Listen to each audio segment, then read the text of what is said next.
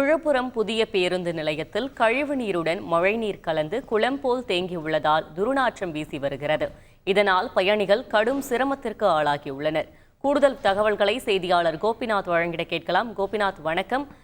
தற்பொழுது அங்கு மழைநீருடன் கழிவுநீர் கலந்துள்ளதால் துர்நாற்றம் வீசி வருகிறது. இதை அகற்றும் பணிகள் ஏதேனும் மேற்கொள்ளப்பட்டதா? கூடுதல் விவரம் என்ன?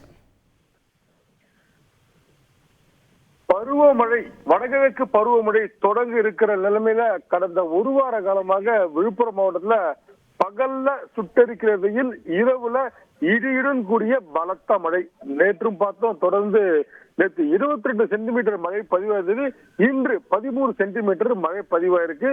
நேற்று இரவு மட்டும் நம்ம பார்த்துட்டு இருக்க காட்சிகள் விழுப்புரம் புதிய பேருந்து நிலையம். விழுப்புரம் நகரின் மைய பகுதியில் அமைந்திருக்கக்கூடிய இந்த விழுப்புரம் புதிய பேருந்து நிலையத்துல முழுவதுமாக மழை நீர் சூழ்ந்திருக்கு.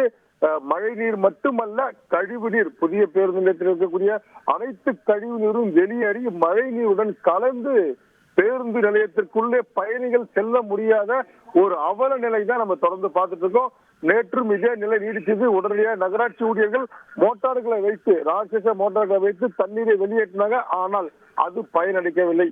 நேற்று இரவு பெய்த கனமழை காரணமாக, பலத்த மழை காரணமாக இன்றும் இதே நிலை நீடிக்கிறது. துர்நாற்றம் வீசுகிறது. பேருந்து நிலையத்திற்குள் பயணிகள் செல்ல முடியாமல் கடும் அவதிக்கு ஆளாயிருக்காங்க. பேருந்துகள் அனைத்தும் வெளியே நின்று பயணிகளை ஏற்றி செல்லக்கூடிய இந்த நிலைதான் தொடர்ந்து நின்றுட்டு. பயணிகள் மாவட்ட ஆட்சியர் கோரிக்கை வைக்கிறாங்க, உடனடியாக தண்ணீரை அப்புறப்படுத்தி தங்களுக்கான வசதிகளை செய்து தர வேண்டும் எனவும் கோரிக்கை விடுத்திருக்காங்க. விவரங்களுக்கு நன்றி கோபிநாத். செய்திகளை உடனுக்குடன் தெரிந்து கொள்ள உடனே சப்ஸ்கிரைப் பண்ணுங்க.